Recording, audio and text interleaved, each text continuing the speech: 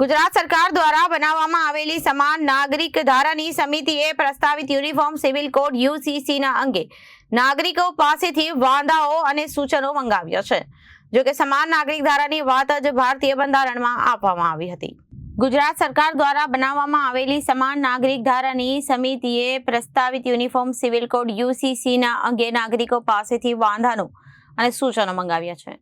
જો કે સમાન નાગરિક ધારાની વાત જ ભારતીય બંધારણમાં આપવામાં આવેલ મૂળભૂત હકો, ખાસ કરીને ધર્મ, સંસ્કૃતિ, વ્યક્તિગત કાયદાઓના રક્ષણ માટે એક ગંભીર ખતરો છે।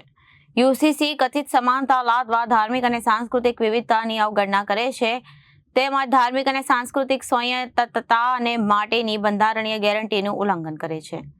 અનુસૂચિત જનજાતિઓ, અનુસૂચિત જાતિઓ અને વિચારતા સમુદાય, બૌદ્ધ, જૈન, શીખ, યહૂદી, ખ્રિસ્તી અને ઇસ્લામ જેવા તમામ ધાર્મિક સમુદાયના વ્યક્તિગત કાયદાઓ અને પરંપરાઓ માટે યુસીસી મોટું જોખમ ઊભું થઈ શકે છે।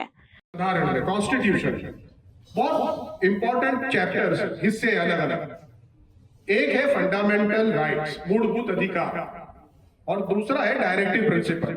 डायरेक्टिव प्रिंसिपल जो सरकार को निर्देश देते हैं कि आपको कैसी पॉलिसीज बनानी है।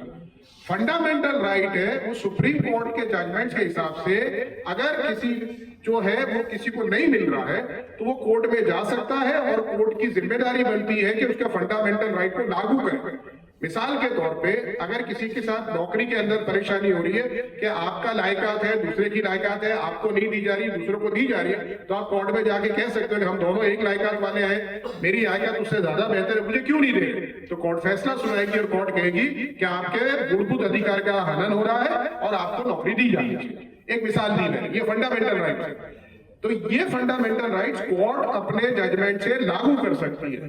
डायरेक्टिव प्रिंसिपल जिसमें यूसीसी आता है उसको कोर्ट लागू नहीं कर सकते। आपको इसलिए सुप्रीम कोर्ट के सारे जजमेंट मिले कि हम सरकार को राय देते हैं, सरकार से मशवरा देते, रिक्वेस्ट करते हैं कि उनको यूसीसी लागू करना चाहिए, लेकिन सुप्रीम कोर्ट भी सरकार को डायरेक्ट नहीं कर सकती कि आप यूसीसी लागू करो, क्योंकि वो डायरेक्टिव प्रिंसिपल है। तो इसलिए फंडामेंटल राइट है अपर हैंड है उसका, डायरेक्ट प्रिंसिपल का लोअर हैंड। अब फंडामेंटल राइट के अंदर आता है आर्टिकल 25। आर्टिकल 25 कहता है कि हिंदुस्तान के हर शहरी को अपने मजहब पे अपने को खुद को जैसे समझ में आता है वैसे चलने का राइट है। ब्यूरो रिपोर्ट, जनादेश न्यूज, अहमदाबाद।